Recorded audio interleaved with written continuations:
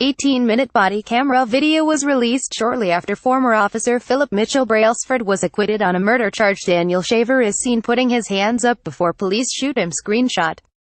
Footage has emerged of the moment an Arizona police officer shot dead an unarmed man as he crawled towards officers with his hands up, sobbing, "Please do not shoot me." Authorities had been responding to a call that someone was pointing a gun out of a hotel window when the incident occurred in January 2016. The 18-minute body camera video was released shortly after former Officer Philip Mitchell Brailsford was acquitted on a murder charge in Daniel Shaver's death. The release of the video marks the first time the face-to-face encounter has been available to the public outside a courtroom. It was played at the beginning of Mr. Brailsford's trial in late October. The footage, taken from Mr. Brailsford's point of view, shows the shooting and the tense moments leading up to it. Officers ordered Mr. Shaver, from Granbury, Texas, to lie down face first in the hallway and not make any sudden movements or risk being shot. At one point, Mr. Shaver puts his hands behind his back, hands up in the air.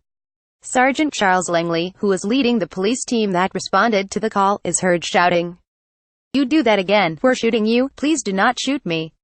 Mr. Shaver said, sobbing, he was ordered to crawl towards officers. As he inched forward, he reached towards the waistband of his shorts, leading Mr. Brailsford to open fire.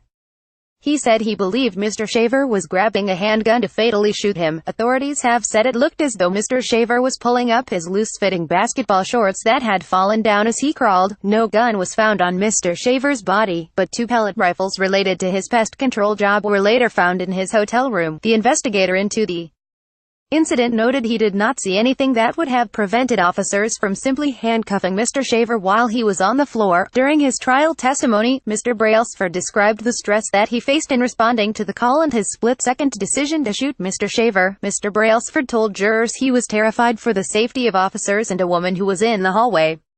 He also said he felt incredibly sad for Mr. Shaver. While the acquittal clears Mr. Brailsford of criminal liability, Mr. Shaver's widow, Lainey Sweet, and his parents have filed wrongful death lawsuits against the suburban Phoenix city of Mesa. Mr. Brailsford served as a Mesa officer for 2 years before he was fired for violating department policy. Additional reporting by agencies. More about Daniel Shaver. Police reuse content. We use cookies to enhance your visit to our site and to bring you advertisements that might interest you.